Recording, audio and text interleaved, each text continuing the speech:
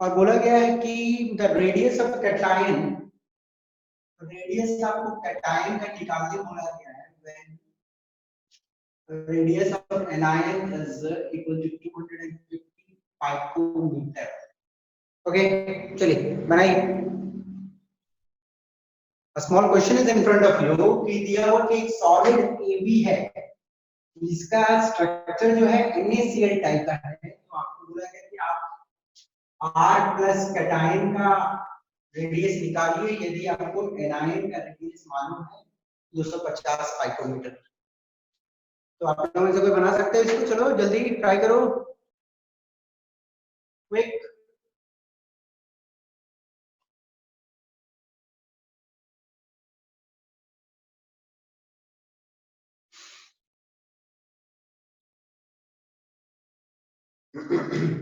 Try करना जल्दी से.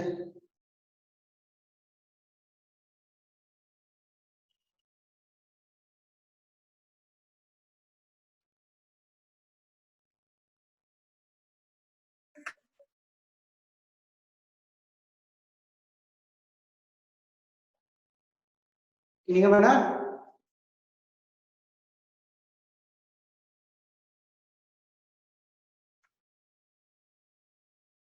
Sir, 103 point something picometers. 103 point something might be like that term it will come. चलिए तो देखते हैं कैसे आएगा. हम लोग जानते हैं कि R प्लस और R माइनस है ना, R plus by R minus जो रेडियस रेशियो होती है वो NaCl के टाइप में कितना होना चाहिए. पहले तो आपको NaCl के बारे में मालूम है 6:6 कोऑर्डिनेशन कंपाउंड, 6:6 कोऑर्डिनेशन कंपाउंड है. इसका मतलब क्या है, ये कैसा वॉइड में जाएगा, ऑक्टाहेड्रल वॉइड में जाएगा. और ऑक्टाहेड्रल वॉइड जो स्टार्ट होती है इट्स 414 से क्या होती है, बड़ी होती है. 0.414 से इससे क्या होना चाहिए, बड़ा होना चाहिए. तो R प्लस और R माइनस का जो रेशियो है 0.414 से क्या होना चाहिए, बड़ा होना चाहिए. और 0.732 से कम होना चाहिए. तो चलो हम लोग चेक करते हैं किससे बड़ा और इक्वली होगा. तो R plus 0.414 and it's given 250 picometers. And roughly यदि आप इसको डिवाइड करोगे तो 103.5 picometer roughly आएगा. Okay, this is the answer for this one. 103.5 picometer आएगा, जिसके हिसाब से this is the ideal size. ये क्या है, आइडियल साइज है एग्जैक्ट जो आप रख सकते हो ऑक्टाहेड्रल वॉइड में. इससे बड़ी होनी चाहिए. ओके, इसके इक्वल या इससे बड़ी. और एक और नेक्स्ट क्वेश्चन हम लोग देखते हैं that coordination number of Sr plus 2 ion. Coordination number of Sr plus 2 ion is दिया हुआ है. अच्छा, निकालने बोला गया coordination number Sr plus 2 ion in SrF2. Okay, strontium fluoride. और दिया हुआ है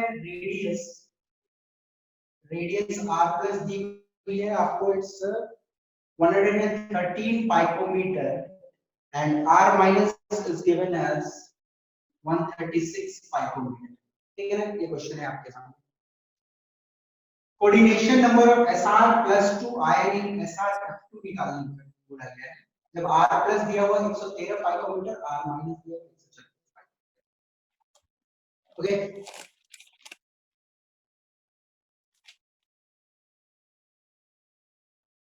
anybody? Sir, 8. So 8. Yes, 8 आएगा. क्या होगा, R plus by R minus यदि आप निकालते हो LR ratio it will roughly come 0.8. ये 0.8 आती है. और 0.8 जो है it is between what 0.732 और 1 के बीच में है. तो 0.732 और 1 के बीच में है. तो it's what type of void, cubical void में एंटर करेगा. कैसा वॉइड में एंटर करेगा, क्यूबिकल वॉइड में एंटर करेगा. जब क्यूबिकल वॉइड में एंटर करेगा तो क्यूबिकल वॉइड में coordination number 8. Okay, was a simple question.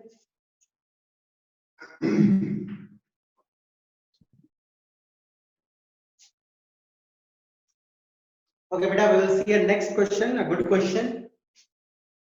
दिया हुआ है A प्लस और B minus as NaCl type structure, ठीक है। एक आयनिक कंपाउंड A प्लस और B माइनस को मिला के बनी है जिसका NaCl टाइप स्ट्रक्चर है, ओके।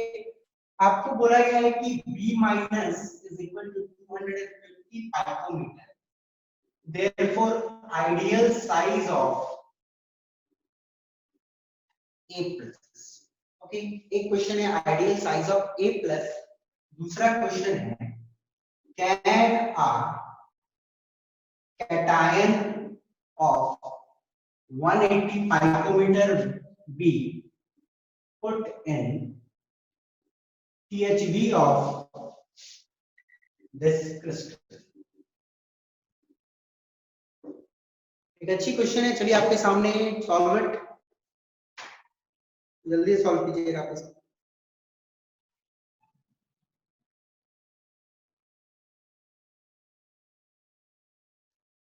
103.5 picometer। सर 103.5 पाइकोमीटर हो जाएगा उसका क्या 3.5 नहीं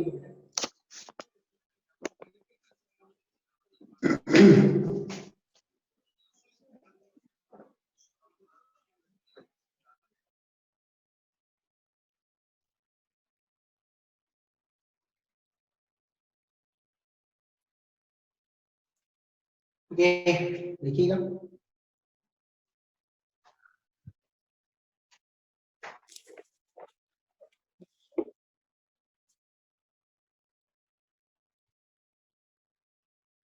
सर फर्स्ट वाला का होगा 103.5 और सेकंड का होगा 9। हाँ, पहला का आंसर 103.5 सही है, यस सर। और दूसरा का आंसर होगा 9। चलिए हम लोग देख लेते कैसे है। तो R plus by R minus किस टाइप का है, NaCl। जस्ट हम लोग अभी ऐसा सम बनाए हैं, R प्लस और R माइनस। पूछा गया आइडियल साइज, तो आइडियल साइज क्या होती है 0.414। यदि आपको ऑक्टाहेड्रल वॉइड में डालना है आइडियल साइज, ओके। अब R प्लस आपको निकालने बोला गया है और this one is given to 50 picometre. I suppose calculation same होगी पिछला सम का जैसा, इट्स 103.5 पाइकोमीटर। कितना है 103.5 पाइकोमीटर।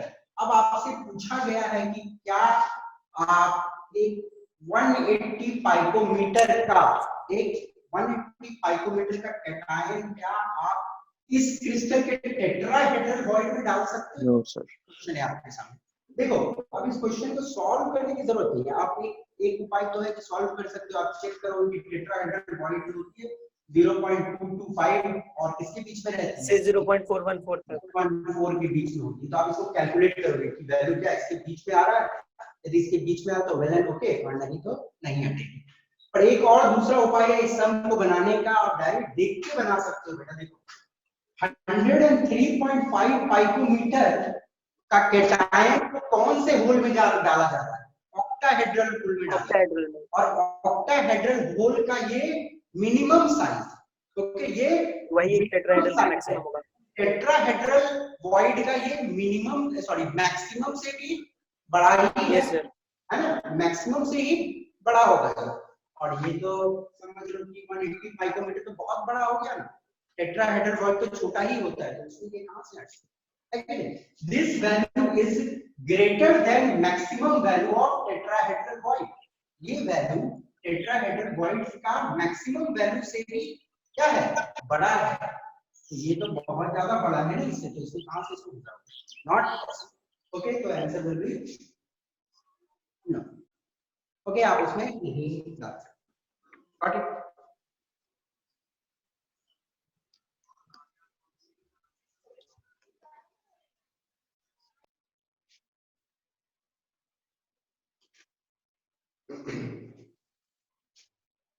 Another question is LiI lithium iodide जो है, लिथियम आयोडाइड बोला गया है CCP स्ट्रक्चर, ठीक है, बी का टाइप का पैटर्न है, ठीक है, it's CCP। LiI is CCP और आपको बोला गया है कि इसका जो एज लेंथ है 624 पाइकोमीटर, they have told you to calculate r plus and r minus, r plus and r minus क्या आप निकाल सकते हो? ट्राई करो. You have to take out r plus and r minus. CCP FCC structure. एक छोटा सा हिंट दे देता हूँ आप लोग को. plus or minus. आपको मालूम ही होगा. Yes sir. So you can go for this. जल्दी बनाओ.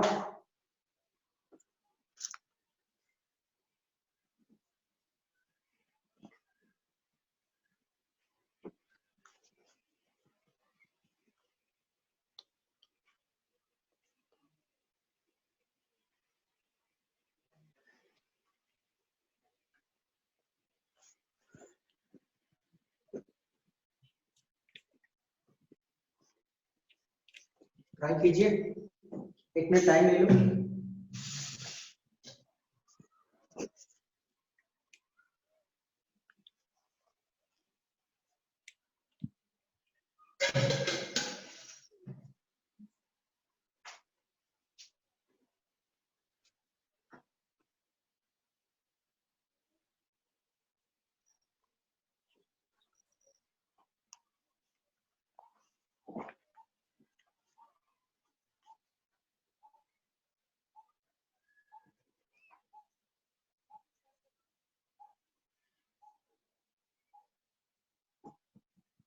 ओके, आई सपोज अभी तक ये बन जाना चाहिए. सर बन गया, बस 1 सेकंड कैलकुलेशन कर. 1 सेकंड और ट्राई करो.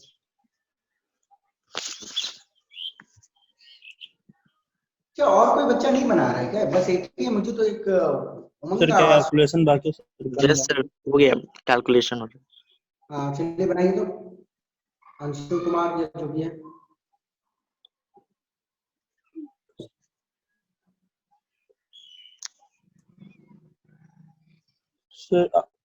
सर r माइनस हो जाएगा सर 220 पाइकोमीटर और r प्लस हो जाएगा सर 92 पाइकोमीटर.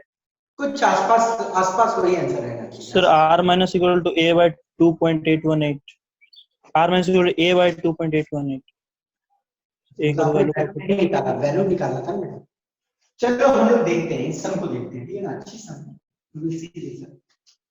अब आपको क्या बोला गया है? LI जो है NaCl टाइप है. चलो ये तो मालूम है आप लोग को. CCP क्यूबिक क्लोज पैटर्न है. अब आपको एज लेंथ दिया, बोला गया r प्लस और r माइनस निकालना. आपको मालूम है CCP में जो a होता है it's equal to 2r plus 2r minus. ये आपने देखा है 2r प्लस 2r माइनस होती है a की वैल्यू. ओके, तो हम लोगों को एक इक्वेशन चलो यहां से मिल सकता है. मैं 2 को कॉमन कर दूं यहां से. a by 2 is equal to r plus r minus. ये एक इक्वेशन हमारे पास है. बट यहां से तो निकल नहीं सकता है क्योंकि दोनों को तो इंडिविजुअली पूछा है, दोनों का साथ में तो नहीं पूछा है. लंबा वाला बात है यहां. तो नेक्स्ट हम लोग क्या कर सकते हैं? चलो एक हम लोग और जानते हैं कि LI में ये जो I है ये बड़ा वाला है और बड़ा वाला जो रहता है वो हमेशा कहां रहेगा? लैटिस साइड्स पे रहेगा. ओके, तो लैटिस साइड्स पे रहेगा तो I मानो एक कॉर्नर पे है. ठीक है, तो टच कहां करेगा? मेरा ध्यान से देखो, टच कैसे करेगा ये थोड़ा गौर करने का.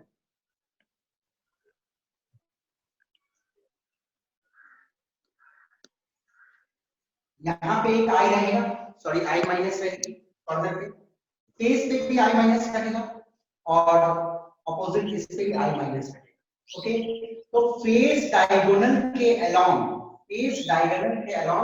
I माइनस टच करेगी और फेस डायगोनल का वैल्यू क्या होता है बेटा? √2a. √2a होता है तो कितना होगा? इसका पूरा r हो जाएगा. यदि आप लोग ऐसे ये वाला क्या हो जाएगा? r बीच वाला का कितना हो जाएगा? r और r कितना? 2r और इसका r कितना हो जाएगा? 2r 3r 4r. √2a is equal to 4r क्या -1. आयोडाइड आयन ही टच कर रही है ना फेस डायगोनल पे. तो √2a तो √2 into a कितना दिया हुआ? 624. Okay, 624 divided by 4 is equal to r minus. और इसको बेटा आप कैलकुलेट करोगे तो रफली 19.96 0.8 के आसपास आएगा. रफली इट विल कम टू 20.8 पाइकोमीटर, इतना के आसपास आएगा। ओके 8 या 6 आएगा, Yes, sir. 0.6. 20.6 पाइकोमीटर। अब यहाँ पे आपको मालूम है 624/2 कितना हो सकता है, 312 है ना, it will be 312, a/2 is 312, आप 220.6 इसका वैल्यू पुट कर सकते हो और फिर आपको r प्लस को आराम से मिल जाएगा माइनस कर। ओके आई सपोज आप लोगों को ये कॉन्सेप्ट समझ आ गई होगी। ओके डन, चलिए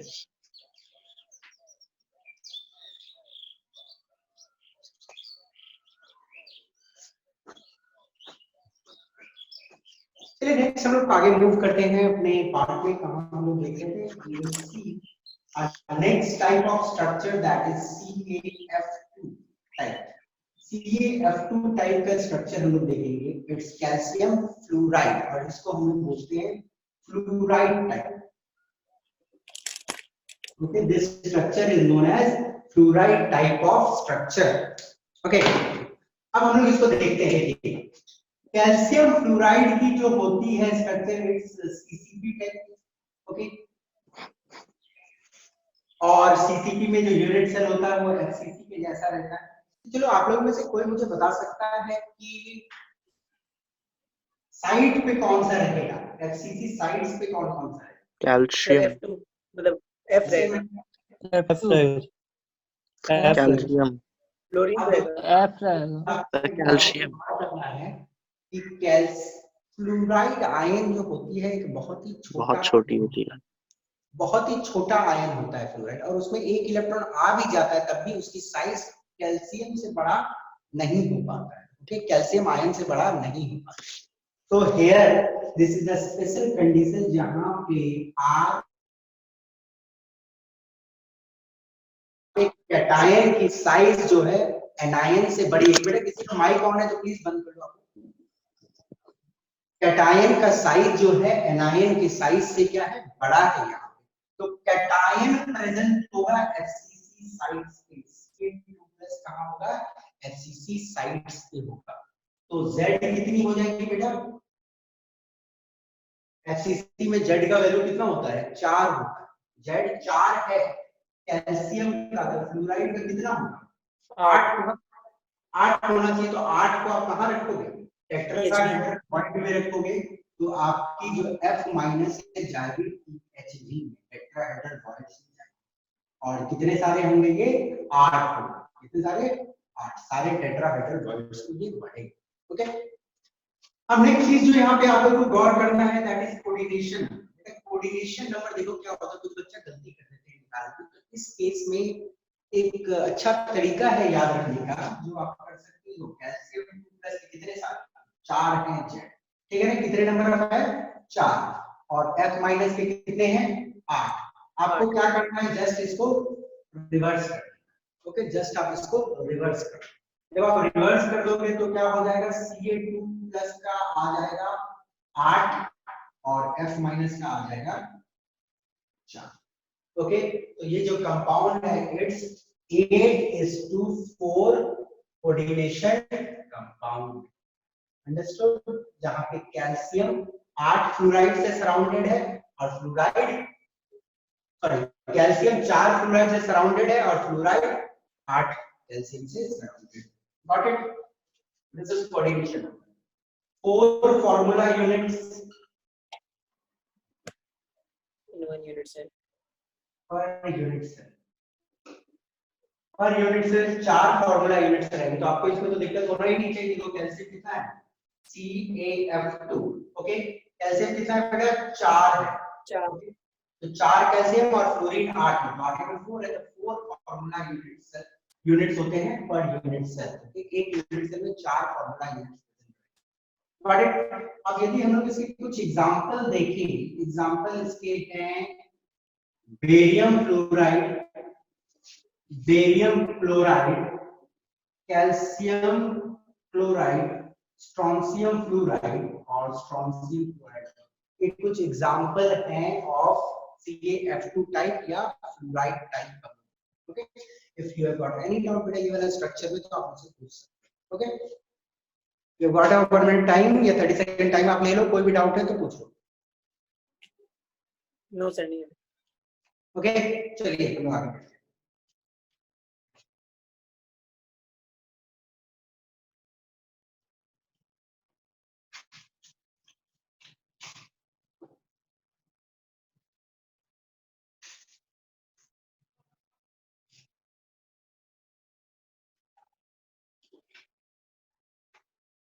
ओके जो नेक्स्ट हम लोग डिस्कस करेंगे इट्स Na2O टाइप। ओके इसे हम लोग बोलते हैं एंटी फ्लोराइड स्ट्रक्चर। ठीक है ना, this is anti fluoride structure होती है या एंटी फ्लोराइड टाइप होती है। क्यों एंटी फ्लोराइड टाइप बोलते हैं, ध्यान से देखो उसमें क्या होता था, जैसे फॉर CaF2 क्या था, फ्लोराइड टाइप था, तो जो एनायन था वो दुगना था, एनायन वाज दुगना। ओके और यहाँ पे क्या है, कैटायन दुगना। ओके इसकी रेशियो थी 1:2, तो इसकी रेशियो है 2:1, इसलिए we call it anti fluoride type. Okay और दूसरी बात, यहाँ पे फ्लोराइड, ये जो फ्लोराइड आयन है वो जाता था वॉइड में, और यहाँ पे सोडियम आयन जाएगा वॉइड में। क्यों सोडियम आयन जाएगा, क्योंकि ऑक्सीजन की साइज काफी बड़ी है कंपेयर टू सोडियम। ओके तो यहाँ पे आप लिख सकते हो ज्योमेट्री इज opposite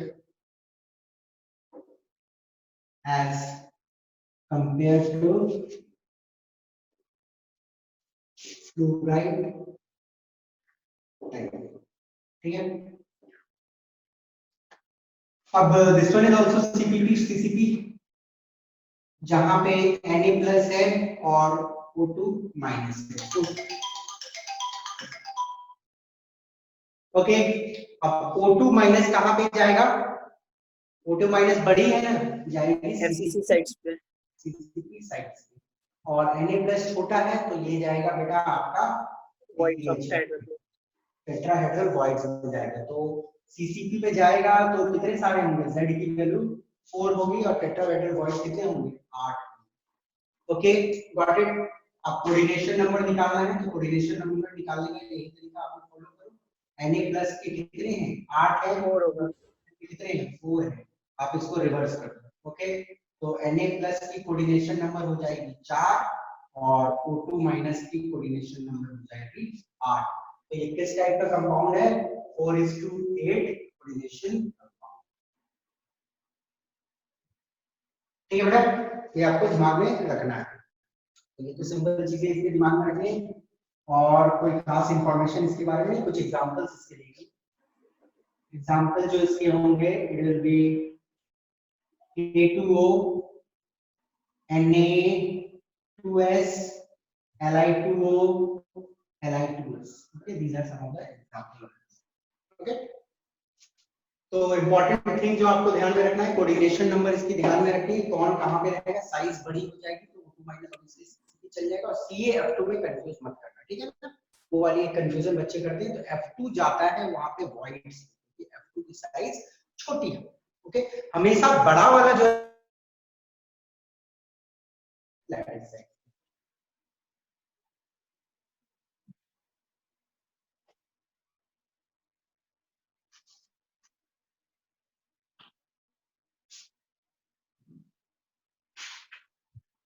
देखिए,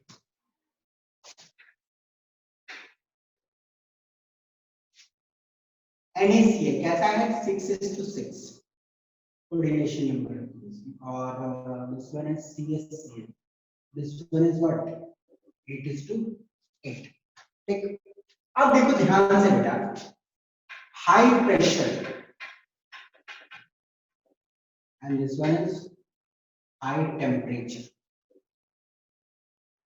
यदि आप टेम्परेचर को इंक्रीज करते हो, पहले प्रेशर देखिए, यदि आप प्रेशर को इंक्रीज करते हो, if you will increase the pressure, pressure को इंक्रीज करने से क्या होता है, कोऑर्डिनेशन नंबर बढ़ेगा। If you will increase the pressure, coordination number will increase, है ना। प्रेशर बढ़ाएं तो NaCl जो 6:6 कोऑर्डिनेशन कंपाउंड था उसका स्ट्रक्चर बदल के कैसा हो सकता है 8:8 कोरिलेशन टाइप। वहीं यदि आप टेम्परेचर को इंक्रीज कर दोगे तो कोरिलेशन नंबर डिक्रीज हो सकता है। ओके, कोरिलेशन नंबर डिक्रीज हो सकती है। यदि आपको दिमाग में रखना, इससे क्वेश्चंस पूछे जा सकते हैं। ये तो सिंपल थिंग जो आपको आपके दिमाग में क्लियर है। Okay,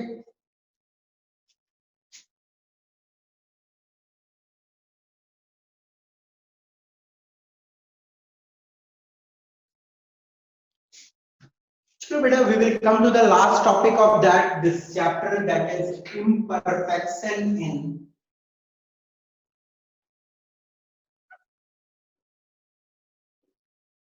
solids. Okay, सॉलिड्स में इम्परफेक्शन मतलब सॉलिड में कुछ प्रकार के डिफेक्ट्स होते हैं, तो वो उसको हम लोग देखने वाले हैं कि वो डिफेक्ट किस प्रकार के होते हैं। तो ध्यान से देखिएगा इसको, crystals are formed when crystallization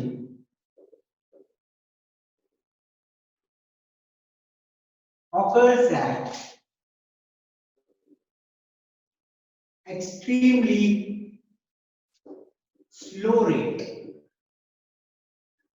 देखो, आपको ये बात मालूम है, क्रिस्टलाइजेशन टेक्निक से हम लोग क्रिस्टल्स बनाते हैं। ओके, क्रिस्टलाइजेशन टेक्निक की मदद से हम लोग क्रिस्टल्स बनाते हैं, और ये जो क्रिस्टलाइजेशन प्रोसेस होता है उसको हम लोगों को काफी स्लो रखना पड़ता है। ओके, क्रिस्टलाइजेशन प्रोसेस को हम लोग काफी स्लो रखेंगे तभी हमें वेल ऑर्गेनाइज्ड क्रिस्टल्स मिलेंगे। Okay, deviation from ordered arrangement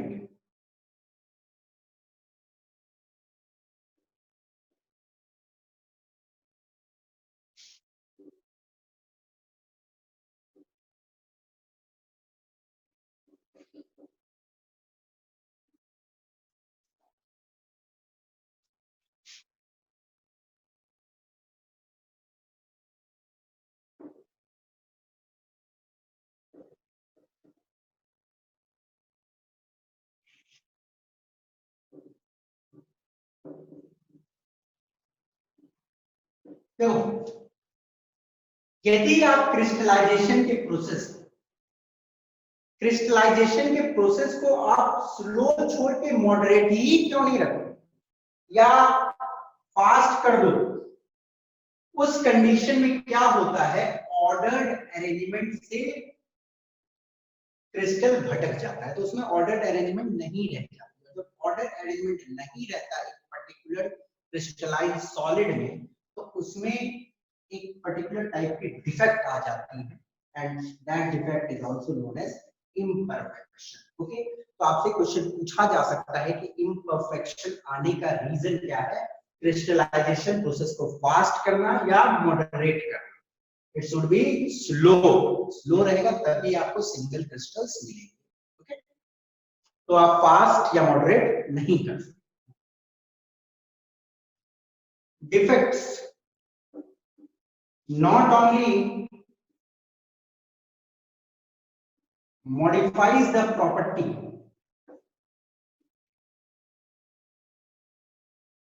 but also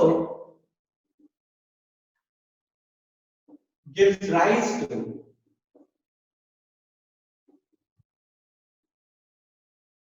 new properties। देखो ध्यान से, डिफेक्ट्स जो आती है एक पर्टिकुलर क्रिस्टल सॉलिड में, वो डिफेक्ट आने के कारण वो सॉलिड की प्रॉपर्टी तो मॉडिफाई हो ही जाती है, प्रॉपर्टी तो चेंज हो ही जाती है, साथ ही साथ कुछ नए प्रॉपर्टी का भी जन्म हो जाता है। ठीक है, कुछ जो पुराने प्रॉपर्टी की हो सकता है। ओके, और डिफेक्ट्स जो होते हैं are of two types. Okay, one is point defect and another one is line defect। Okay बेटा, ये जो पॉइंट डिफेक्ट होता है ध्यान से समझो। देखो, कि क्या होता है एक क्रिस्टलाइन सॉलिड का रेगुलर अरेंजमेंट आप मान लो, ठीक। अब मानो कि एक पर्टिकुलर पॉइंट से एक कॉन्स्टिट्यूटिंग पार्टिकल गायब हो गया, तो एक पॉइंट के अराउंड क्या हो गया, डिफेक्ट आ चुकी है। तो this type of defect is known as point defect. Line defect क्या होता है, समझो एक क्रिस्टलाइन सॉलिड का इस प्रकार का अरेंजमेंट, ओके, आप बीच से एक पर्टिकुलर लाइन ही गायब हो गई, ओके, तो this type of defect is known as line defect, okay. और हमारे सिलेबस में हमें सिर्फ पॉइंट डिफेक्ट से मतलब रखना है, line defect is beyond our syllabus, so we will only discuss about point defect, okay, we will discuss this in next slide। कोई दिक्कत है तो पूछ लो उसमें, पॉइंट डिफेक्ट में या लाइन डिफेक्ट में। No sir. Line defect column wise भी हो सकता है ना सर? हाँ हाँ, कोई भी एक पर्टिकुलर लाइन में गायब, ठीक है। और वैसे हमें लाइन डिफेक्ट से मेन हमें कोई मतलब नहीं रखना, पॉइंट डिफेक्ट में।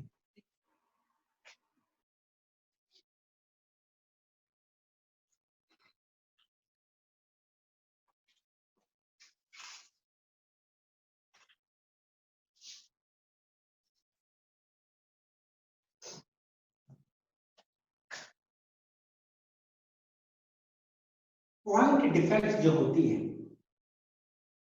ये 3 टाइप्स की होती है। One is stoichiometric defect,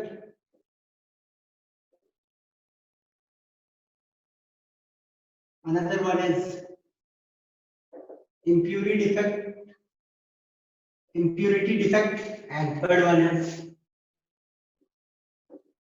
non-stoichiometric। Okay बेटा, डिफेक्ट जो पॉइंट डिफेक्ट्स होते हैं वो 3 प्रकार के होते हैं, स्टोइचियोमेट्रिक डिफेक्ट, impurity defect और non-stoichiometric defect। So we will first discuss about the stoichiometric defect। सबसे पहले हम लोग पढ़ेंगे stoichiometric।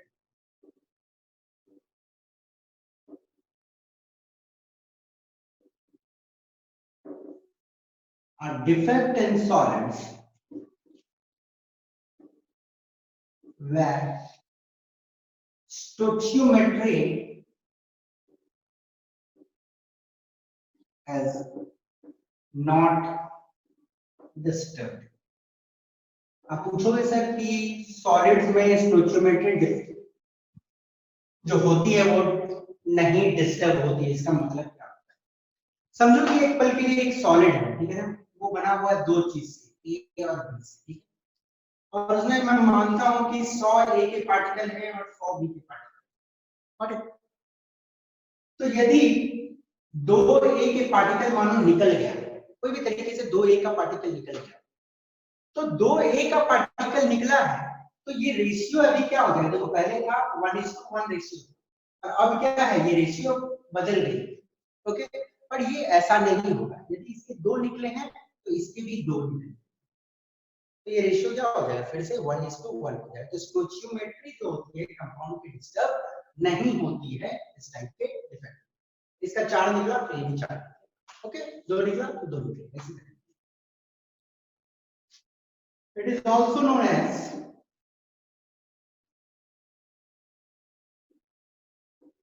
intrinsic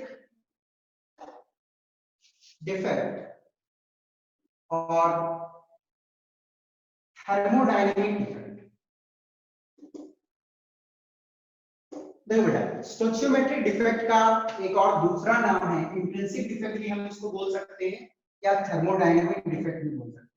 यदि आपसे कभी स्कूल क्वेश्चंस में पूछा जाए कि इंट्रिंसिक डिफेक्ट क्या होता है, एक ऐसी डिफेक्ट जिसमें स्टोइचियोमेट्री सॉलिड्स की डिस्टर्ब नहीं है, ठीक है ना, दिमाग में।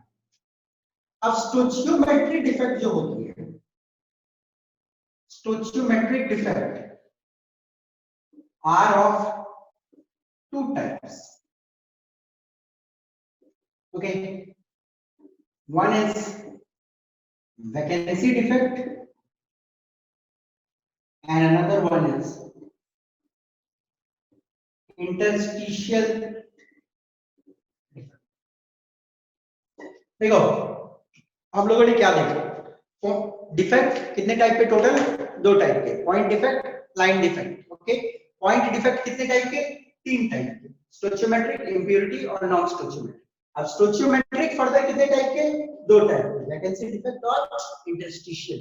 तो ये दोनों क्या होते हैं, we will discuss in the next slide. यदि कुछ पूछना है तो पूछ लो इस स्लाइड से। No sir. चलिए we will move forward.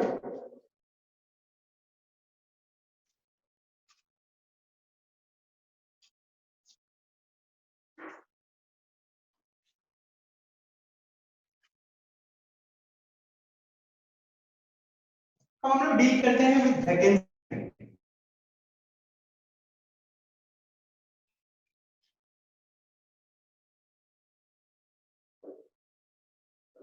A solid has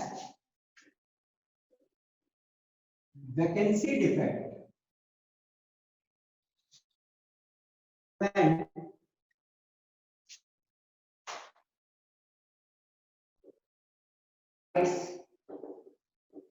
are missing। ध्यान देखिएगा, एक सॉलिड में वैकेंसी डिफेक्ट तब होती है जब हम बोलते हैं कि उसकी कुछ लैटिस साइट्स मिसिंग है। और लैटिस साइट्स मिसिंग है, इसका मतलब क्या समझ सकते हो कि कुछ पार्टिकल्स मिसिंग। जैसे फॉर एग्जांपल आप समझो, एक प्रकार का ये एक मैंने सॉलिड लिया, तो उसमें मानते हैं ये लैटिस साइट्स हैं और सारे लैटिस साइट्स में क्या है? पार्टिकल्स पड़े। ओके, और ऐसा क्या होता है कि मानो ये वाला तो प्योर बोल सकते हो, अब मानो एक ऐसा है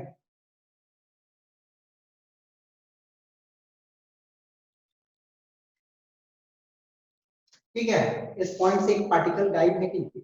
okay, some of the lattice sites are missing, तो यहां से एक पार्टिकल गायब है, तो कॉन्स्टिट्यूटिंग पार्टिकल इज ओके, एक पार्टिकल गायब हो गया एक लैटिस साइट से, तो हम बोलेंगे क्या है? Vacancy defect. ओके, और वैकेंसी डिफेक्ट में हो क्या क्या सकता है, ध्यान से देखो। पार्टिकल गायब होगा तो क्या होगा? मास डिक्रीज करेंगे। ओके, वॉल्यूम तो कांस्टेंट ही रहेगा क्योंकि दिस सिस्टम की वॉल्यूम जो है वो कांस्टेंट है। डेंसिटी की बात की जाए तो डेंसिटी पे क्या होगा? डिक्रीज करेगा, क्योंकि मास डिक्रीज करेगा तो डेंसिटी को भी डिक्रीज ही करना है। Okay, so this is all about vacancy. और एक इंपॉर्टेंट चीज आपको वैकेंसी डिफेक्ट के बारे में दिमाग में रखना है, हीटिंग में कॉज वैकेंसी डिफेक्ट। ओके, एक पर्टिकुलर यदि प्योर क्रिस्टलाइन सॉलिड को आप हीट कर दोगे तो हो सकता है कि उसमें एक वैकेंसी डिफेक्ट आ जाए। Okay, this one is a defect. Solid, I suppose vacancy defect is clear. Next type of defect is हमें देखना, that is interstitial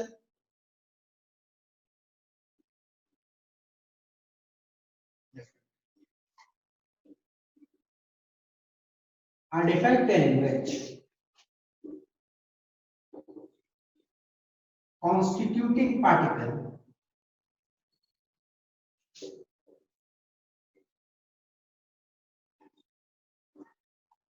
normally enters the interstitial voids। देखो ऐसे हम लोग समझते हैं, देखिए ये समझ लो एक प्योर कोई क्रिस्टल, उसमें पार्टिकल्स इस तरह अरेंज्ड है, तो इसमें जो खाली जगह रहते हैं ये सब, इसे हम लोग क्या बोलते हैं? वॉइड बोलते हैं या इंटरस्टिशियल वॉइड। ओके, तो होता क्या है, अरेंजमेंट ऐसा ही है।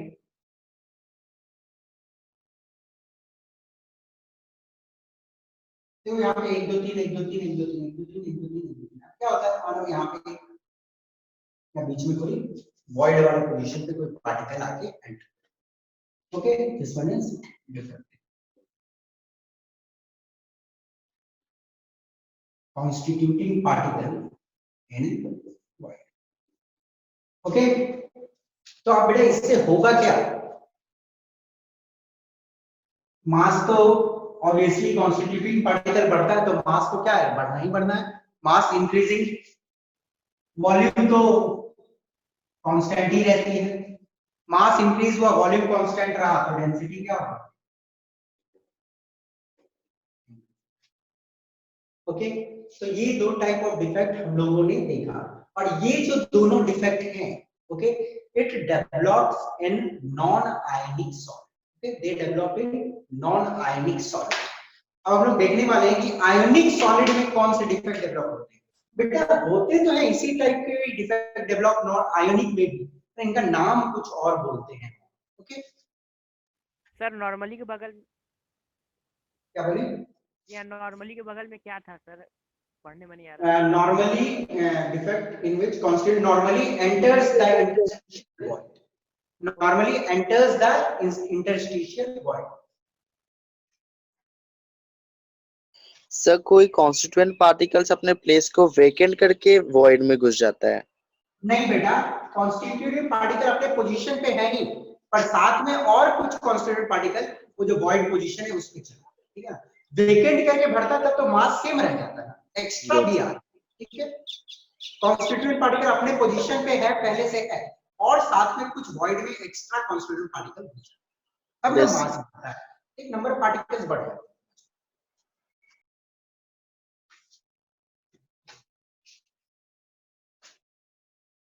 Okay, next we will discuss about, देखो वैकेंसी डिफेक्ट और इंटरस्टिशियल डिफेक्ट मैंने अभी क्या बोला, वो दोनों डेवलप होगी नॉन, सॉरी आयोनिक में नहीं होगी, नॉन आयोनिक सॉलिड्स में डेवलप होगी, वैकेंसी और interstitial will develop in non ionic solids. अब एक डिफेक्ट होती है that is known as Frenkel's, it's Frenkel defect. अब ये जो फ्रैंकल डिफेक्ट है बेटा, that is developed in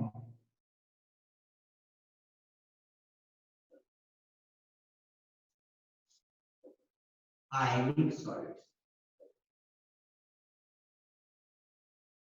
Frankel defect कहां डेवलप होगा, आयनिक सॉलिड में डेवलप होगा, और उसके भी कुछ पर्टिकुलर कैरेक्टरिस्टिक होनी चाहिए, ऐसा नहीं कि सारे आयनिक सॉलिड्स में डेवलप हो जाएगा, उस आयनिक सॉलिड्स के भी कुछ कैरेक्टरिस्टिक होने चाहिए जो हम लोग डिस्कस करेंगे। Large difference between size of cation and anion, anion और कैटायन के साइज के बीच में बहुत ज्यादा डिफरेंस होनी चाहिए, तभी फ्रैक्शनल डिफेक्ट होता है। ओके, दूसरा coordination numbers should be small. Okay, coordination number क्या होगा, स्मॉल होना चाहिए। रेडियस रेशियो, रेडियस रेशियो समझते हो ना, कैटायन और एनायन का ratio, radius ratio should be small. Okay, ये तीन कम से कम गुण होनी चाहिए आयनिक सॉलिड की, तब जाकर फ्रैंकल डिफेक्ट बनता है। होता क्या है फ्रैंकल डिफेक्ट में, देखिएगा, द स्मॉलर आयन, जो आयन छोटा होता है, नॉर्मली कौन सी आयन छोटी होती है, cation, the smaller ion cation leaves its correct lattice site and enters into interstitial void। देखो होता क्या है, इसको समझने मत जाओ, पहले मैं फिगर दिखा रहा हूं फिर समझो। ओके, मैं एक प्योर वाला बना रहा हूं पहले, मैंने क्या बोला कि कैटायन का साइज क्या होगा, छोटा, और एनायन का साइज क्या होगा,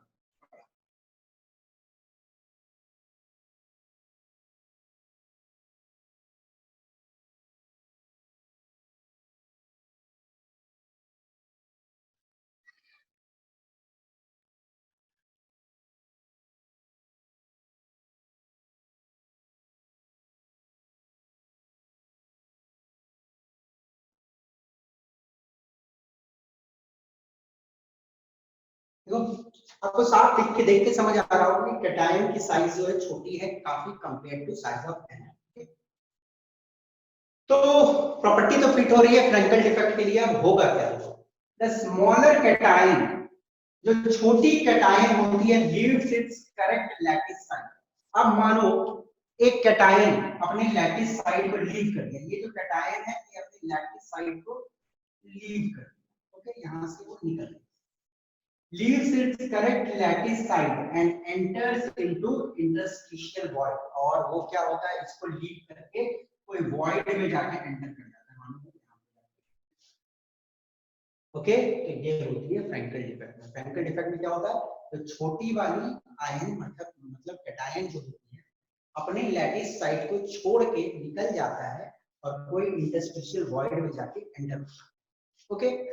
तो आप देखो बेटा एक चीज यहाँ पे खास गौर करने की चीज है, वो इस पॉइंट से निकला, तो निकला तो एक वैकेंसी डिफेक्ट क्रिएट करके गया, यहाँ से निकल गया है ना, ये पॉइंट तो खाली हो गई, तो एक वैकेंसी डिफेक्ट भी क्रिएट हो गई। साथ में क्या होगा, ये वाला एक इंटरस्टिशियल पोजीशन पे एंटर किया है, तो ये इंटरस्टिशियल डिफेक्ट भी क्रिएट कर दिया।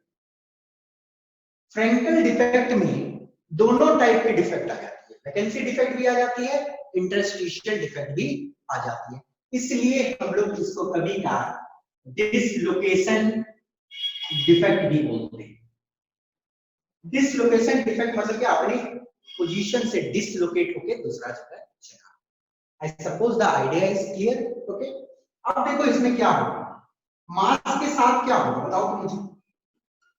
कांस्टेंट। कोई चेंज नहीं होगा सर। कुछ नहीं होगा, मास कांस्टेंट रहेगी, वॉल्यूम भी कांस्टेंट रहेगा, डेंसिटी कांस्टेंट।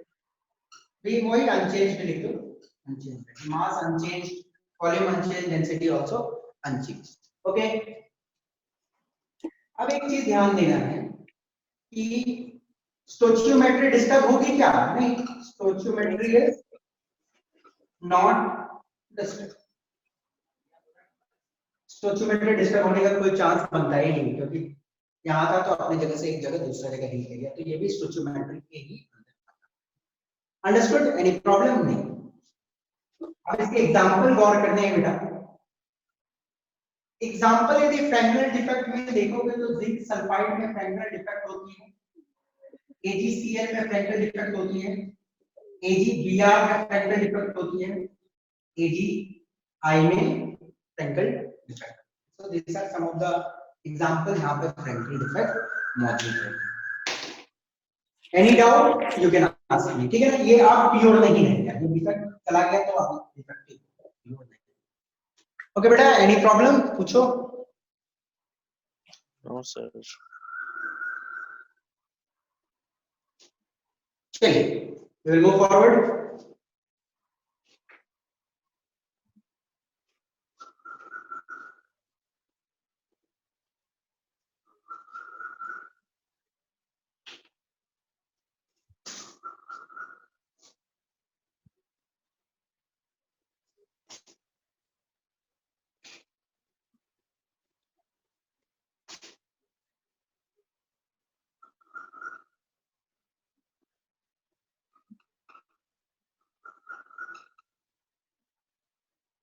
देखो, this one is known as Schottky defect. Schottky defect भी होती है in ionic solids. Schottky defect भी डेवलप होगी, वो भी डेवलप होगी किसमें? आयनिक सॉलिड्स में ही डेवलप। अब आयनिक सॉलिड्स की कौन कौन से गुण होने चाहिए तब वहां पर develop? Comparable size of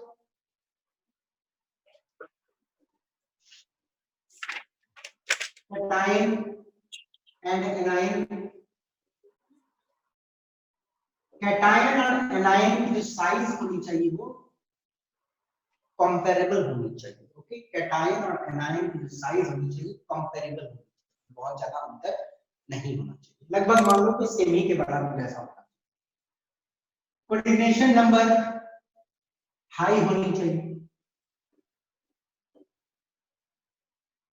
radius ratio भी हाई होनी चाहिए, आप मुझे एक बात बताना, क्या फ्रैंकल डिफेक्ट आने से कारण उस सॉलिड में कुछ चार्ज डेवलप होगा कि वो न्यूट्रल ही रहता है? कुछ नहीं हो रहा था सर, नॉर्मल न्यूट्रल रहेगा। नॉर्मल ही रहेगा, न्यूट्रल ही रहेगा, क्योंकि पॉजिटिव जो था आयन वो अपनी जगह से सिर्फ पीला था, बाहर तो नहीं निकला था। Okay, radius ratio high. अब शॉर्टकी डिफेक्ट में क्या होता है, टू मेंटेन इलेक्ट्रिकल न्यूट्रलिटी,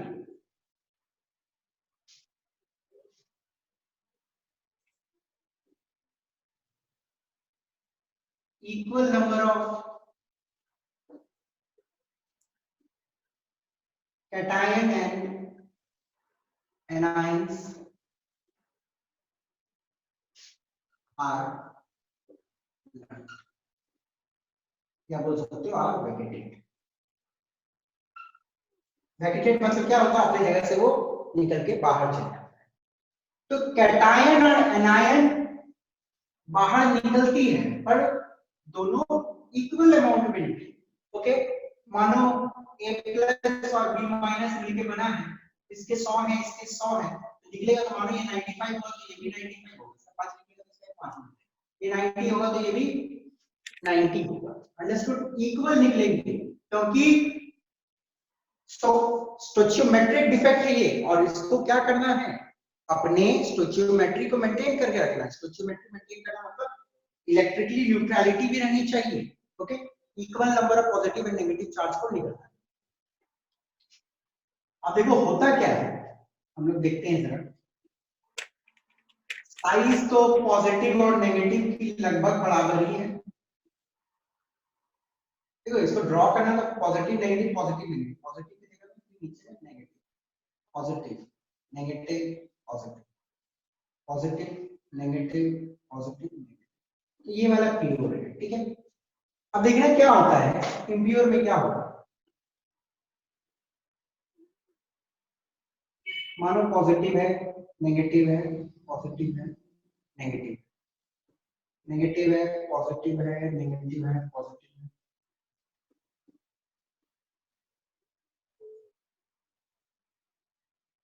अब मानो क्या है, यहां से एक पॉजिटिव निकली,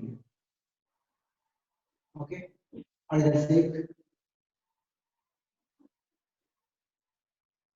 नेगेटिव निकल गया, तो क्या है, एक पॉजिटिव आयन और एक नेगेटिव आयन निकला है।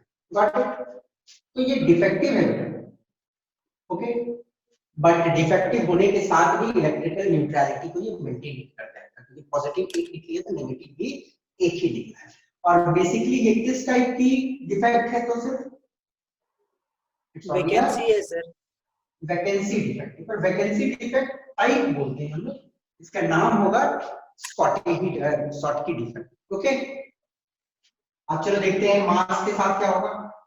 घट जाएगा, मास घटेगा,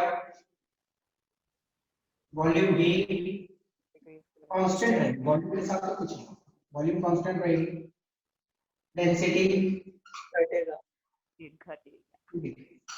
okay, so these are all the things that happens in shortcut. Okay, कोई भी डाउट है पूछो। Okay, any problem you can ask me.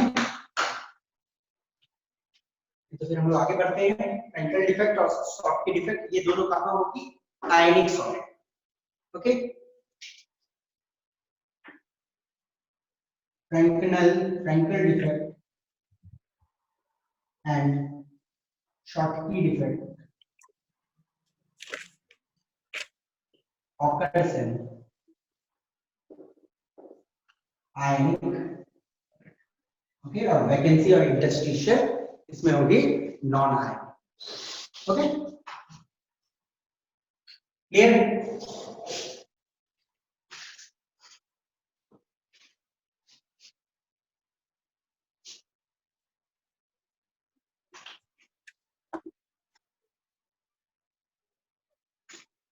Next type of defect that is, हम लोग स्टोचियोमेट्रिक डिफेक्ट देख लिए, फिर इंप्यूरिटी डिफेक्ट आपने देखना है नेक्स्ट।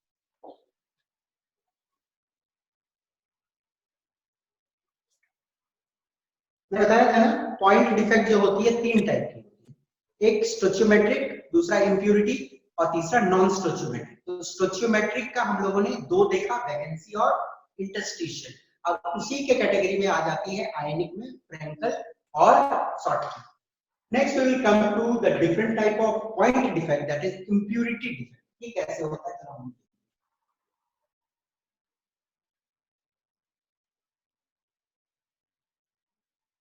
मानो हमारे पास एक NaCl का मैंने सिस्टम लिया है, इसमें क्या है, Na+ होगी,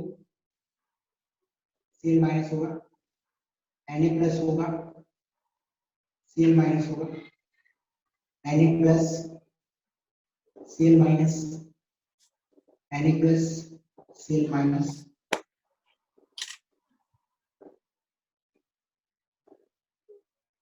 ये गड़बड़ है।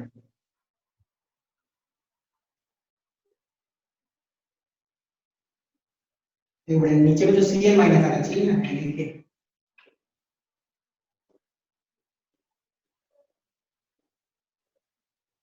ओके चलो 2 लेयर बनाते हैं। अब मानो इसमें हम लोग क्या करते हैं, ऐड SrCl2, मैं इसमें डाला स्ट्रोंशियम क्लोराइड। अब मैं स्ट्रोंशियम क्लोराइड डाल रहा हूं तो आपको इस बात मालूम होना चाहिए कि each SrCl2 contributes 1 Sr2+। हर एक SrCl2 जो होगा कितना कंट्रीब्यूट करेगा, 1 Sr+2 कंट्रीब्यूट करेगा। ओके, तो जो नेक्स्ट मानो ये इम्प्यूरिटी में जब इसमें डालूंगा तो होगा क्या, बेसिकली ये जो Na+ है, फिर Cl- है, Na+ है, Cl- है, Cl- है, मानो कोई एक Na वाला पोजीशन पे एक Sr2+ बैठ गया, मानो यहाँ पे दिस वाला पोजीशन पे, ये जो मैं ब्लू कलर से दिखा रहा हूँ आप लोगों को, ये ब्लू वाले पोजीशन पे मानो एक Sr2+ आके बैठ गया। ओके, अब मानिए Cl-, फिर Na+, फिर Na+, Cl- और एक वैकेंट और हो जाता है Cl-। अब पूछो कि सर एक और वैकेंट क्यों हुआ, 4 देखो ध्यान से समझो, Sr जो है, SrCl2 से जब निकलेगा Sr तो इट विल बी Sr2+, तो 2 यूनिट चार्ज है। ओके, एक पोजीशन पे निकला तो 1 यूनिट पॉजिटिव चार्ज को निकाला। अब इसे न्यूट्रलिटी मेंटेन करने के लिए 2 पॉजिटिव चार्ज को निकालना है ना, एक पे तो जगह पे बैठ गया, चलो 1 पॉजिटिव चार्ज अपने खत्म, दूसरा पोजीशन खाली क्यों हो जाएगा, क्योंकि इसके आते ही इलेक्ट्रिकल न्यूट्रलिटी बनाने के लिए 2 Na+ को निकलना पड़ेगा, तो एक जगह पे Sr2+ बैठेगा और दूसरा पोजीशन से वो निकलेगा, तब जाके इलेक्ट्रिकल न्यूट्रलिटी मेंटेन हो। ओके, अब देखिए कोई भी X2+ कैटायन आके बैठता है एज एन इंप्यूरिटी, तो क्या होगा, 1 ऑक्युपाई होगी, एक जगह ऑक्युपाई होगी, +1 वैकेंसी होगा। ओके, अब मानो कोई X3+ कैटायन आके बैठता है तो क्या होगा, एक पोजीशन ऑक्युपाई करेगी और वैकेंसी कितने सारी होगी, 2 वैकेंसी होगी। एक पोजीशन जो ऑक्युपाई करेगा तो चलो वहां पे 1 यूनिट चार्ज में रहेगा, और फिर ऐसा में घुसा तो 2 जगह और खाली करना पड़ेगा, अब ना ये 3+ मेंटेन होगा, क्योंकि ये 3 पॉजिटिव चार्ज तो डाल ही रहा है, साथ में 3 पॉजिटिव चार्ज को निकलना है, तो एक पोजीशन ऑक्युपाई होगा और 2 ठो अपने आप निकलेगा, वैकेंसी क्रिएट हो जाएगी। तो ये आपको आइडिया दिमाग में है। Okay, if anybody has problem कुछ पूछ लो इससे, नहीं तो आगे बढ़ता हूं।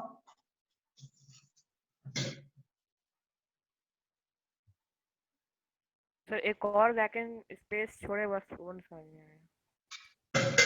हाँ बेटा क्या बोले, सर एक और जो वैकेंट स्पेस छोड़े है ना, वो नहीं समझ में आया। अच्छा ये X3+ वाला, ऊपर ऊपर फिगर में सर। अच्छा वो वाला क्या हुआ, देखो Na plus Cl minus, Na plus Cl minus कितने सारे हैं? एक Na प्लस, दो Na प्लस, तीन Na प्लस, ठीक है ना? चार Na प्लस, चार Na प्लस है और एक दो तीन चार, चार Cl माइनस है। तो चार प्लस और चार माइनस एक दूसरे को कैंसिल करेगा, तो ये कंपाउंड क्या है? न्यूट्रल है, ठीक है ना? और इसको न्यूट्रल ही रहना है। तो न्यूट्रल कैसे रहेगा, ध्यान से देखो। अब यहाँ पे देखो क्या है, एक Na प्लस, दो Na प्लस, ठीक है। मैं तो लेयर बना दिया हूँ आपका। अच्छा एक काम करता हूँ, एक लेयर में कम कर देता हूँ, वैकेंसी में इसी में दिखाऊंगा। मानो एक यहाँ से निकला Na प्लस, ठीक है। देखो ध्यान से, एक Na प्लस, दो Na प्लस, ठीक है बेटा। कितने Na प्लस है? एक Na प्लस, दो Na प्लस। अब देखो Cl माइनस कितनी है? एक, दो, तीन, चार। तो Na प्लस पॉजिटिव चार्ज कितने हैं? Na प्लस कितने हैं? दो। Na प्लस बेटा दो है ना, और Cl माइनस कितने हैं? चार है। तो क्या मुझे एक बात बताओ, दो पॉजिटिव चार्ज और चार नेगेटिव चार्ज न्यूट्रल बना पाएगा? नहीं न्यूट्रल बना पाएगा। तो Sr2+ भी साथ में घुसा है, तो Sr2+ जो है एक जगह को ऑक्युपाई किया, ठीक है ना? कितने जगह को ऑक्युपाई किया? एक जगह को ऑक्युपाई किया। तो एक जगह तो ऑक्युपाइड है, पर एक जगह से कितना चार्ज आ रहा है? एक, दो, दो चार्ज आ रही है ना, एक जगह से दो चार्ज आ रही है। तो दो चार्ज आ रही है एक जगह से, दो और दो चार चार्ज। तो चार पॉजिटिव चार नेगेटिव को कैंसिल किया, ठीक है ना? उसके लिए एक और एक्स्ट्रा सोडियम को तो निकालना पड़ेगा ही बीच से ना। Got it? Yes sir. I suppose आपको समझ नहीं आई होगी, मैं फिर से एक्सप्लेन कर देता समझ हूं। में आ गया सर, आ गया। समझ आ गया ना बेटा? न्यूट्रल होने के लिए मतलब क्या है, टोटल नंबर ऑफ चार्ज को बैलेंस करना है, ठीक है ना? Na प्लस एक यूनिट चार्ज देती है, ठीक है। Sr2+ जब आया तो Sr2+ तो दो यूनिट चार्ज दिया पॉजिटिव, तो दो Na+ को निकलना पड़ेगा ना। तो एक Na+ पोजीशन पे वो बैठा और दूसरा Na+ अपने आप निकला। What it? और 3+ होगा यदि कोई 3 पॉजिटिव वाला घुसा, जैसे मानो कि Al3+ में एंटर कर रहा हूं, तो Al3+ में एक एल्युमिनियम एक पोजीशन पे बैठेगा और साथ में दो क्यों निकालना पड़ेगा? क्योंकि 3 पॉजिटिव, सॉरी दो को निकलना पड़ेगा और एक पोजीशन पे ये बैठेगा। Got it? तो बड़ा सिंपल चीज है, बस थोड़ा दिमाग लगाना है। Next, non स्टोइचियोमेट्रिक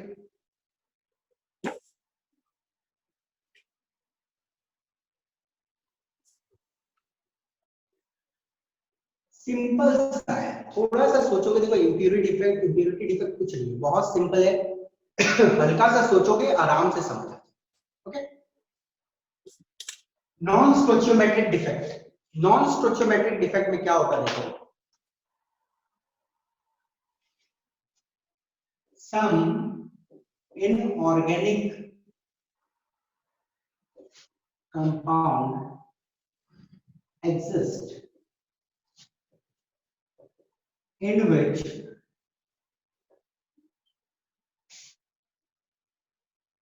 ratio of cation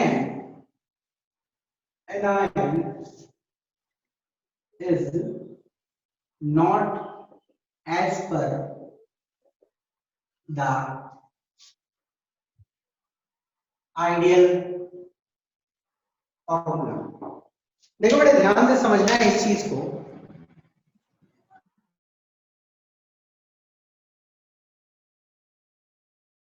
जिनमें कैटायन और एनायन का जो रेशियो होता है वो आइडियल फॉर्मूला के अगेंस्ट हो। ओके, जैसे आप समझो, मान लो एक पल के लिए AB एक कंपाउंड है, ठीक है, A+ और B- एक कंपाउंड है। तो इसमें मानता हूं 100A है और 100B, तो रेशियो क्या है? 1:1 है। ओके, इसको रहना चाहिए ऐसा ही। बट नेचर में जब ये पाया जाता है तो ये देखा जाता है कि इसका 99 A+ है और 100 B-। ओके, ऐसे भी ये एग्जिस्ट कर रहा है, पर इसका आइडियल फॉर्मूला होना चाहिए 1:1 रेशियो। पर क्या ये 1:1 रेशियो है? नहीं, ये तो गड़बड़ वाली बात है। तो इस तरह का भी कंपाउंड एग्जिस्ट करती है जो आइडियल फार्मूला से डिविएटेड रहता है, और इस टाइप के डिफेक्ट को हम लोग बोलते हैं non stoichiometric defect. Non stoichiometric defect में हम लोग जो सबसे पहले पढ़ने वाले हैं that is metal excess defect due to anionic vacancy. तो बड़ा हम लोग पढ़ने वाले मेटल एक्सेस डिफेक्ट मतलब क्या है? एक सिस्टम में मेटल ज्यादा हो गया है क्योंकि एनायन की वैकेंसी के लिए। ओके, अब चलिए हम लोग इसको समझते हैं। सपोज करो मैंने लिया है एक Na+ और Cl- का सिस्टम, मतलब NaCl।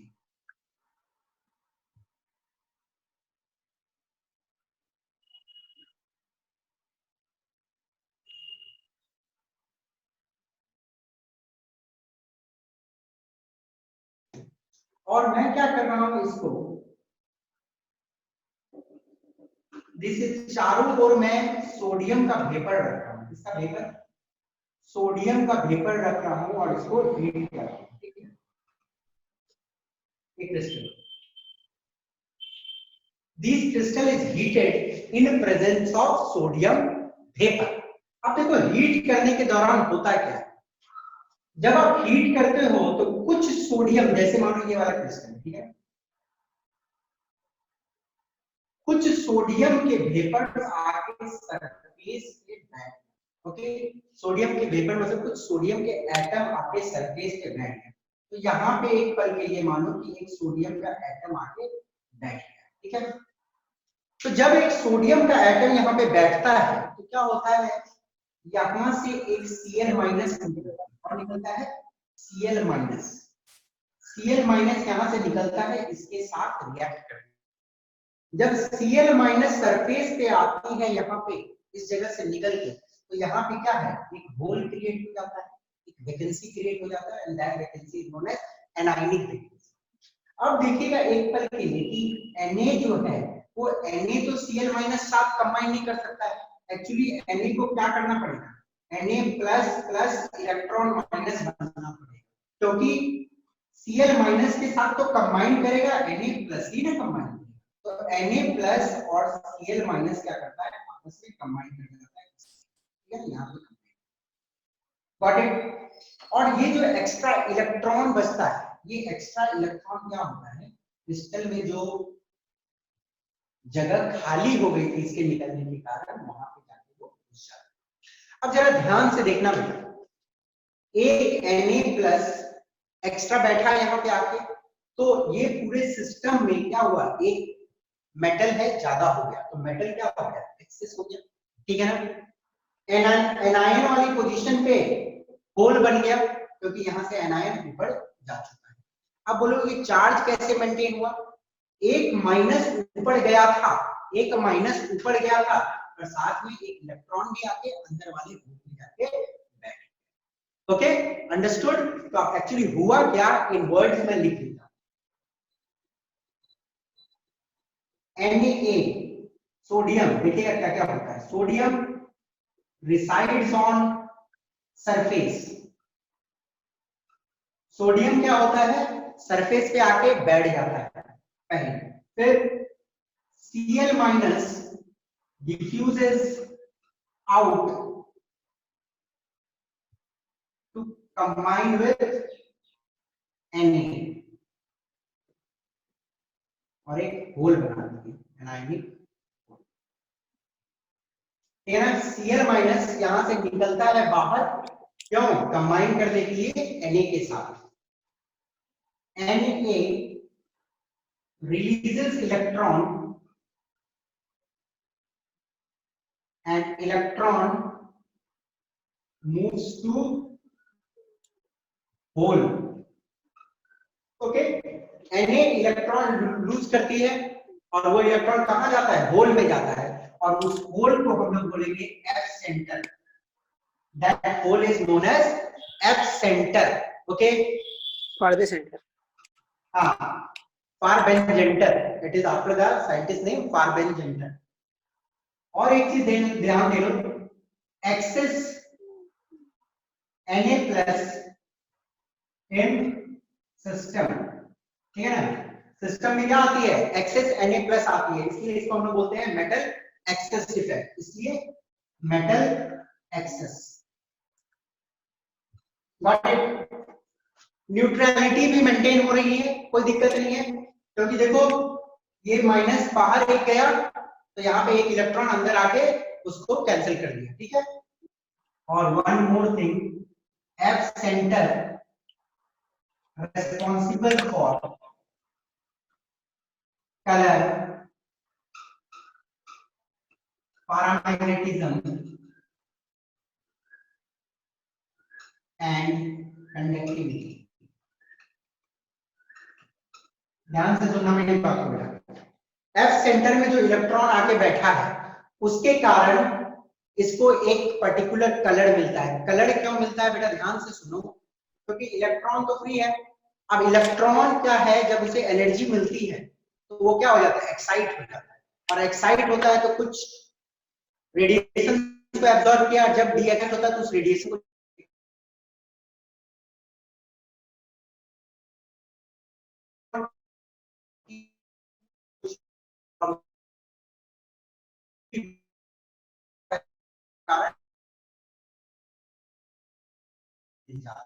ठीक है ना, फ्री इलेक्ट्रॉन के कारण।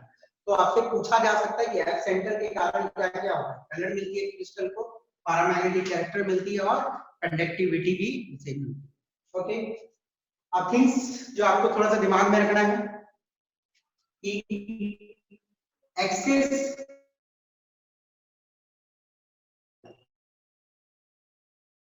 कलर हो जाती है येलो, ठीक है ना, access sodium with sodium chloride colour हो जाएगी येलो, एक्सेस लिथियम इन लिथियम क्लोराइड कलर हो जाएगी पिंक। ओके, एक्सेस पोटासियम इन पोटासियम क्लोराइड कलर हो जाएगी वायलेट।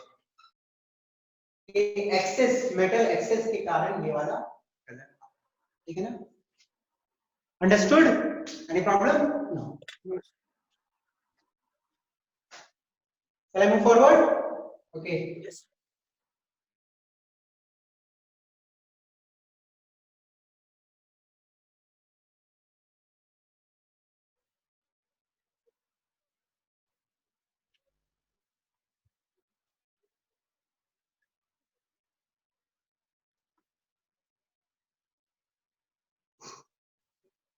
तो समझ आया, मेटल एक्सेस डिफेक्ट है आपको पहला, it is because of anionic cavity. दूसरा है metal excess defect due to interstitial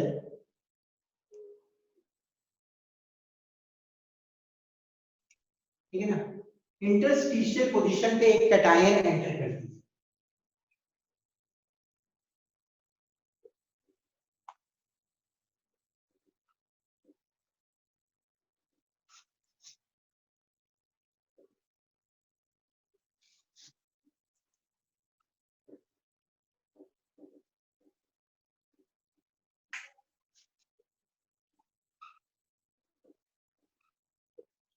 एक ऐसी डिफेक्ट जहां पे कैटायन इंटरस्टिशियल पोजीशन पे जाके एंटर करेगा।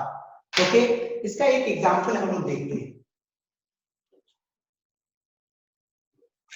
ZnO is white in at room temperature and yellow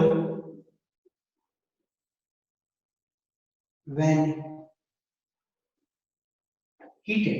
देखो इसको हम लोग समझने का कोशिश करते हैं कि ऐसा क्यों होता है। जिंक ऑक्साइड व्हाइट होती है रूम टेम्परेचर पे और येलो होती है जब हम उसे हीट करते हैं। देखो अब मानो ZnO का जो क्रिस्टल होगा Zn+ और O2- हो, 100 Zn की होगी तो 100 इसकी भी होगी स्टार्टिंग में। अब मानो मैंने ZnO को हिट कर दिया, जब मैं ZnO को हिट करूंगा तो बेटा होता क्या है, it will form Zn2 plus half O2 plus 2 electron minus. अब ये हाफ O2 तो एस्केप कर गया, ओके, हाफ O2 निकल गया। हाफ O2 का निकलने के कारण आगे क्या होगा, जिंक जितना था जिंक तो उतना ही मौजूद रहेगा, कोई दिक्कत नहीं।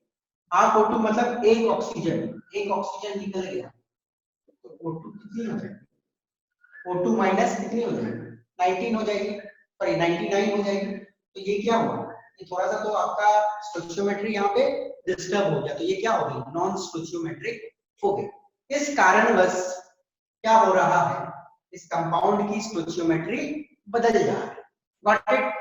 अब इस सिस्टम में क्या हो रहा है, जिंक तो एक्स्ट्रा हो गया, ये वाला तो कम हो गया, तो मेटल एक्सेस हो गई। तो एक्सेस मेटल, अब देखिएगा एक्सेस मेटल जो रहता है वो अपनी जगह से मूव करता है, excess metal moves to interstitial position, okay. Excess metal जो है Zn2+ वो कहां मूव करेगा, इंटरस्टिशियल पोजीशन। इलेक्ट्रिकल न्यूट्रलिटी, देखो हर केस में इलेक्ट्रिकल न्यूट्रलिटी मिल रही है, ये ध्यान देना। जो वेपर वाला केस था उसमें भी इलेक्ट्रिकली न्यूट्रल थी क्योंकि एक इलेक्ट्रॉन आया था। अब यहाँ पे इलेक्ट्रिकल न्यूट्रलिटी कहां से मिल रही है, 2+ है और साथ में 2 इलेक्ट्रॉन भी है, तो इलेक्ट्रिकली न्यूट्रल होगी। Electrical neutrality is provided by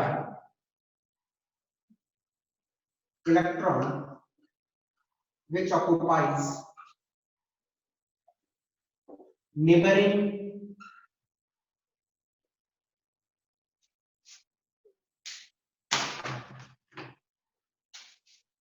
interstitial, ठीक है।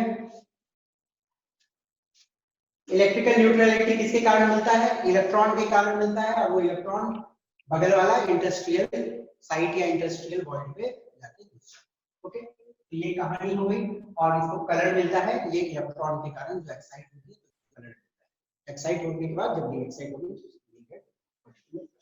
Got it. तो हम लोगों ने मेटल एक्सेस डिफेक्ट दो तरह का देखा है, one due to anionic cavity और दूसरा कैटायन प्रेजेंटेड इंटरस्टिशियल।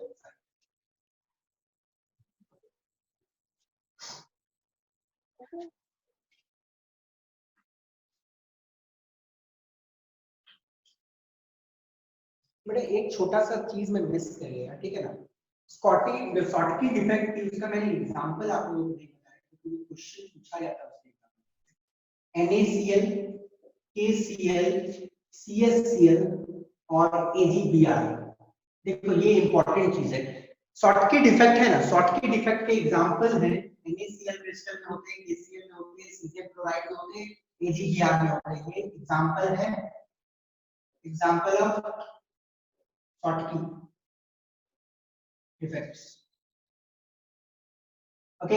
NaCl में, KCl में, CSCl में, AgBr है। अब एक इंपॉर्टेंट चीज गौर करना है, AgBr shows both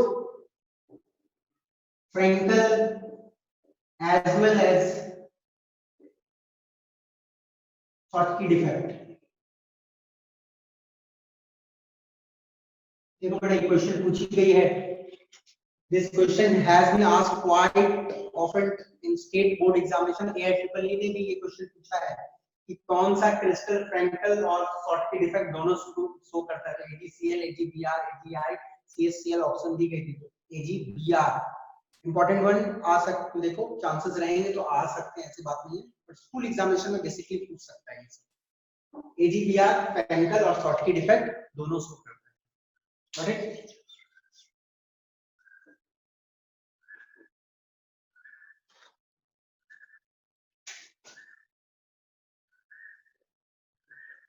See better, one more is metal deficiency defect। एक और डिफेक्ट होती है that is known as metal deficiency defect। This is also non-stoichiometric। absence of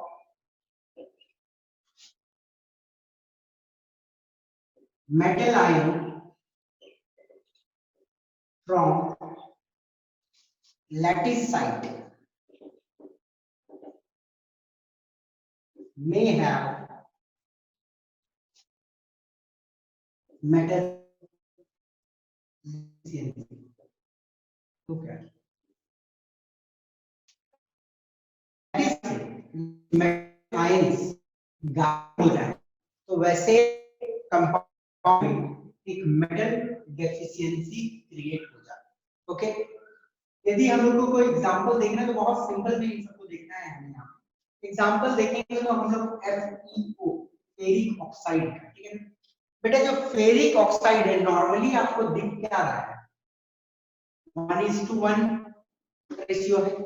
okay, पर नेचुरली जब ये नेचर में आता है तो 1:1 में ये नहीं मिलता है. बट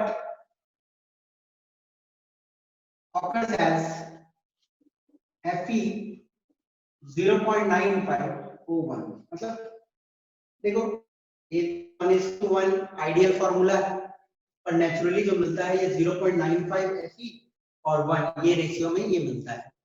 तो ये तो गड़बड़ वाली बात है ना. तो ये नॉन स्टोचियोमेट्रिक डिफेक्ट आती है इस कारण बस, क्योंकि नेचुरली ये इस रेशियो में आता है. रेंज वैरीज फ्रॉम, एक्चुअली देखो FeO किस रेंज में मिलता है, ध्यान से देखिएगा. Range varies from Fe 0.9301 to Fe 0.9601.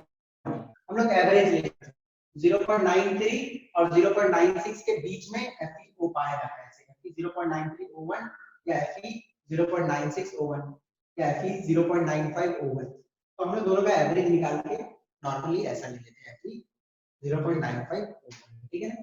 और this is a what, a metal deficiency defect, क्योंकि देखो मेटल कम है ना compare to an ion.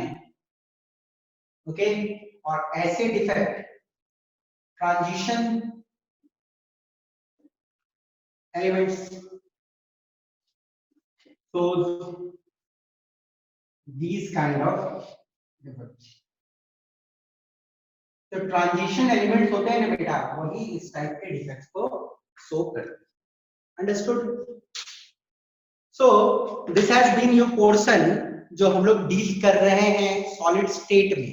Okay, solid state में हमें इतना ही पढ़ना है, बट आप अपने बुक को पलटोगे तो एक और पोर्शन आपको मिलेगा, that is electrical property and magnetic property. But electrical property और मैग्नेटिक प्रॉपर्टी हम लोग केमिस्ट्री में डील करने वाले नहीं है, because it is basically part of your physics, जहां पे आप लोग चैप्टर नंबर 40